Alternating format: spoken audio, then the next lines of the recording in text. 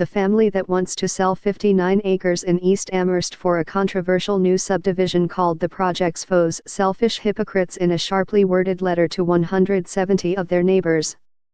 The land that you do not maintain, the land that you do not pay taxes on, the land that some of you use for your own private park, your private dumping ground, or your private tranquility garden, remember that this land is not yours and we are the ones maintaining it and paying the taxes on it, wrote Richard and Lynn Jacobs and Richard's brother, Eric. Where your house and yard sits, was also open green space not so long ago. It was perfectly fine when the development benefited you, and your house was built, but is off limits for us? They asked. The letter provides a rare look at how a proposed development can turn neighbors against neighbors and divide a community. The Jacobs family had reached a breaking point when they mailed the letter to opponents of the $35 million project, which would bring 80 houses to the old farm between New Road and Millersport Highway. It's no surprise that some neighbors oppose a plan to turn long-standing green space into housing. That happens frequently in the region's suburbs.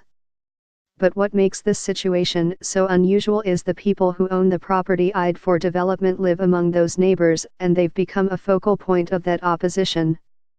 The Jacobses blasted their critics because many live in homes in subdivisions built in the past 30 years under similar circumstances. They said the proposed development on their land wouldn't make traffic that much worse on New Road, and they said developer Natali Builders actually could help drainage in the area.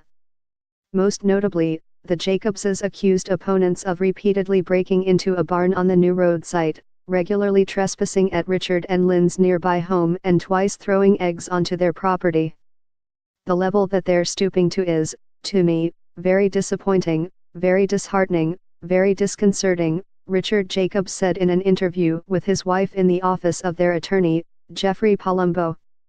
Leaders of the group that formed to fight back against the development say they have nothing to do with any alleged harassment of the Jacobs family. And they say the family made the allegations to distract from the legitimate objections they've raised.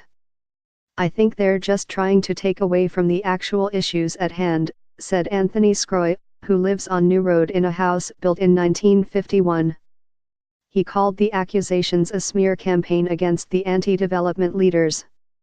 I think one thing that's interesting about this letter is it ticked off a lot of people in the neighborhood.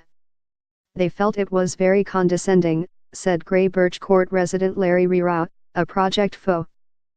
A proposed subdivision at 284 New Road in Amherst has pitted neighbors against neighbors. This aerial photo shot by a drone shows the land where Natali Builders wants to build 80 homes. John Hickey/Buffalo News. The Jacobs family has owned the property at 284 New Road for more than 100 years. The nearly 59-acre property is wedged in among several subdivisions that sprouted up in recent decades and is located just to the east of where the Lockport Expressway ends at Millersport Highway.